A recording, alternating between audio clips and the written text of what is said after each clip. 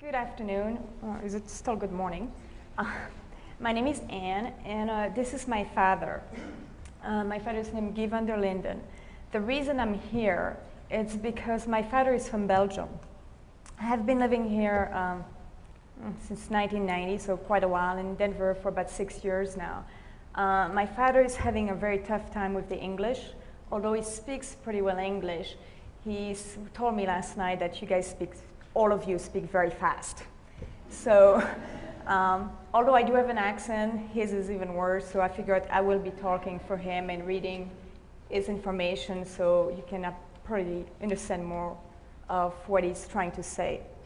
I will try not to put you to sleep like I do with my students. I'm actually a teacher here.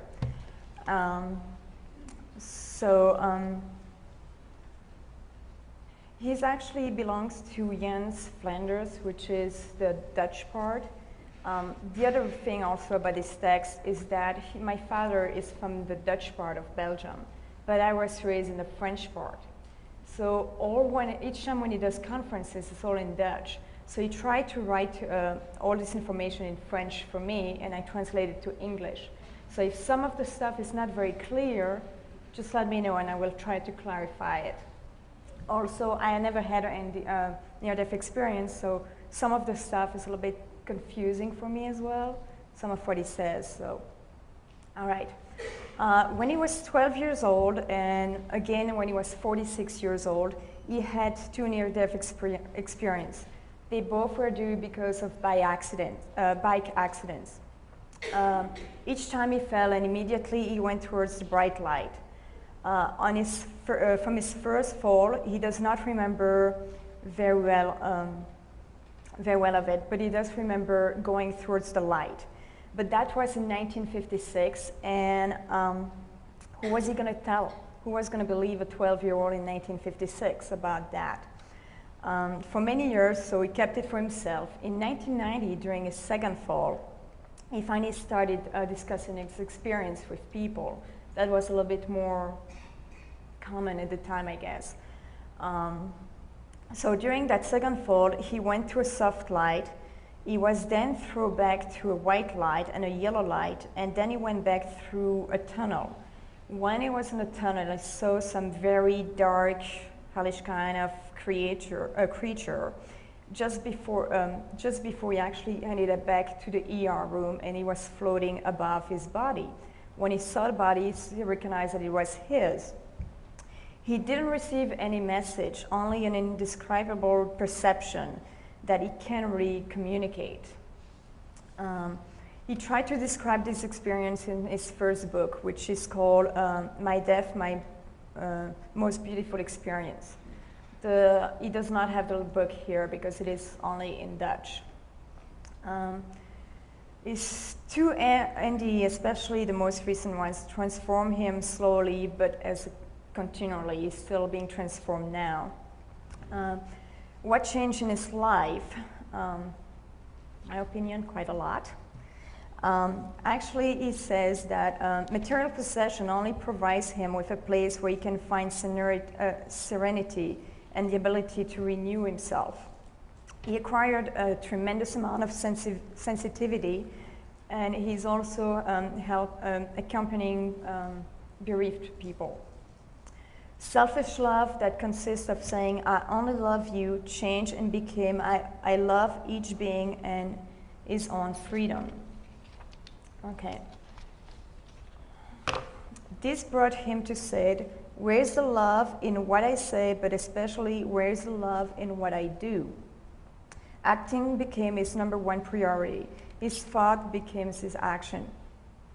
He divorced from my mother 4 years after his last experience.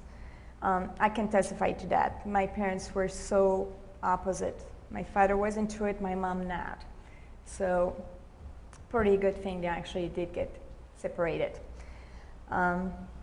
He then met his new companion, Rose, and her husband had committed suicide. What he says here, that the meeting seems to be a force that he doesn't know, but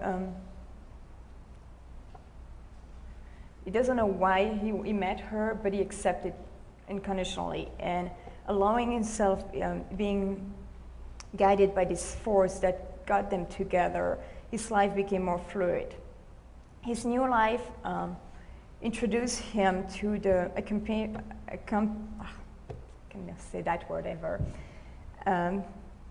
the accompaniment of the bereaved after the suicide of an adult or a child.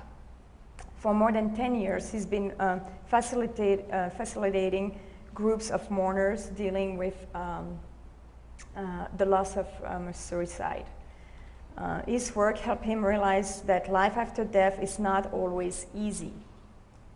There are post-mortem states that are horrendous, and little by little, he came to realize that there were many lost souls still looking for the light.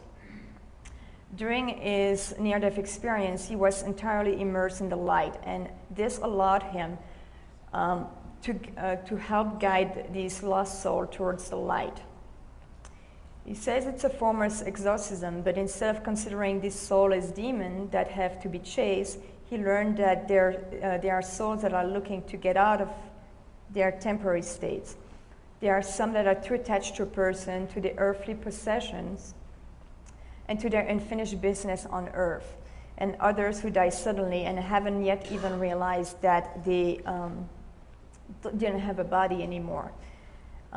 He says that state can sometimes last for centuries, and others can linger in what he calls a purifying zone, kind of a type of purgatory. The common thread between these souls is they are all looking for the path to the light, and that they need little help since they are still earthbound. In his work, he is a guide. Why? He doesn't really know why, but he does accept it. Based on his suicide prevention work, he can say that those that help are he can say that those that he does help are still living. Most of them did not commit suicide. He helps them to channel light, and that is always inside of him. The light in light helps them to get enlightened. He can only thank the one or ones that allowed him to do this critical work. Another gift that he has been given is that he never has to search for the answer to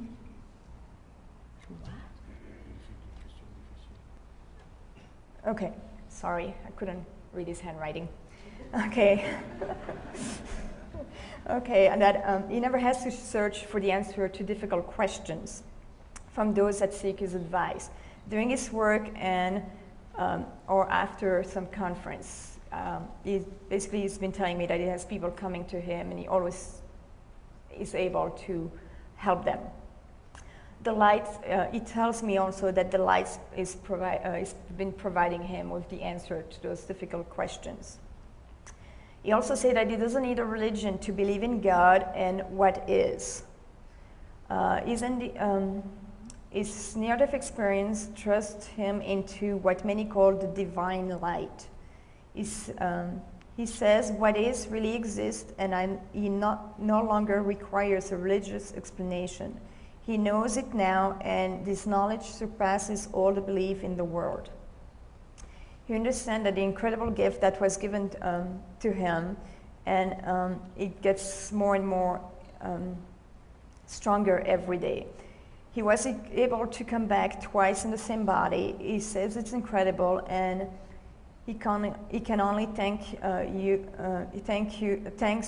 the light and thank you to what is. Like I say, sometimes I'm not quite sure what I'm reading, but all right. I think that's about it for now.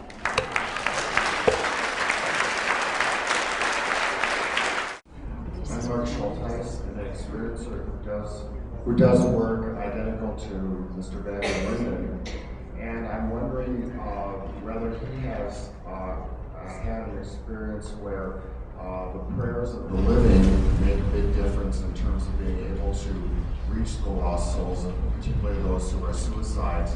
And then I have another question.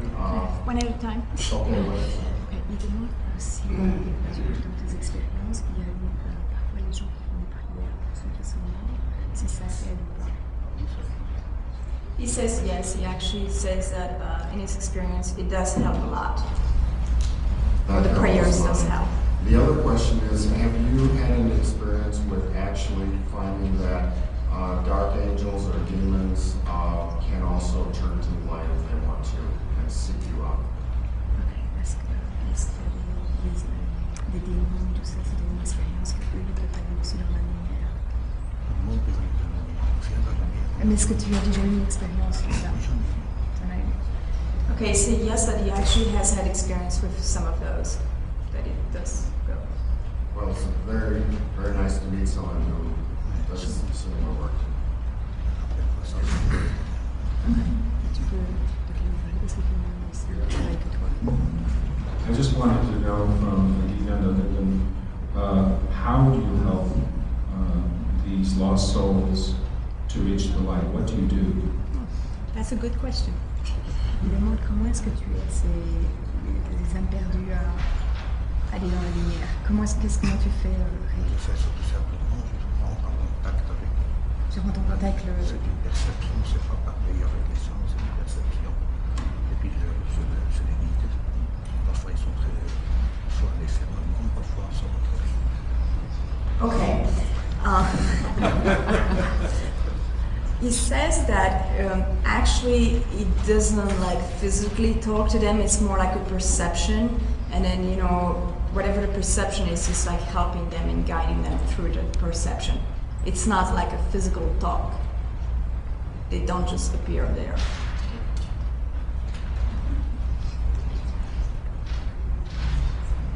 Well, thank you three for coming together and sharing your wisdom with this group. And so I'm just very present to the gratitude and appreciation from all of your presentations and some memories of parallel resonance. And so I have a three-part question and also a request. I work a lot with people who have committed suicide and then subsequently had a near-death experience, and they were given an opportunity to come back. So one of my requests is that there's an international organization for survivors of suicide, and it's been a prayer that I've had all over the United States that I've said at the creation of mountains, that there be an alliance between survivors of suicide and IANDS, and that may be something that you can nurture.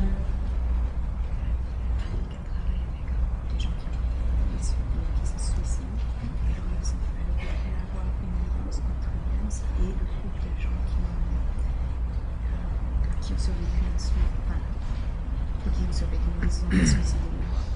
Et si tu pouvais essayer de faire que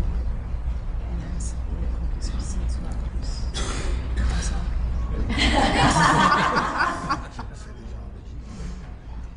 Okay, what he's saying is that basically that's what he's doing in Belgium already, so... And because you're here with your daughter, I'd love to support you in any way possible to also bring that to North America. So thank you. En fait que ça vienne avec. C'est ok. Que ça vienne avec ceux des Teamwork. Tu sais que pour essayer de faire un parallèle entre les États-Unis, pour que les États-Unis. The power of yes. Okay, so that maybe if you guys want to talk after, and then you can try, to set it up for the Yes, US. and I'm saying this out loud so anybody else in the room that feels a resonance with this. Not otherwise we'll just keep I'll listening. stay here for a little bit, so. Okay. My question is for Guy. What is your process for shifting from your brain to non-local consciousness to get answers to difficult questions? What's your mental process? Okay, comment est-ce que tu fais mentalement pour aller où tu es maintenant à Paris aux esprits qui doivent partir ailleurs? C'était interview et le contact instantané. On me demande qu'est-ce que tu fais comme ça. Rien, c'est comme ça, c'est. Okay. If he says that it just happens. He just does nothing. He doesn't do anything. It just happens. I tried to ask him for more than that, but he said no. It just happens.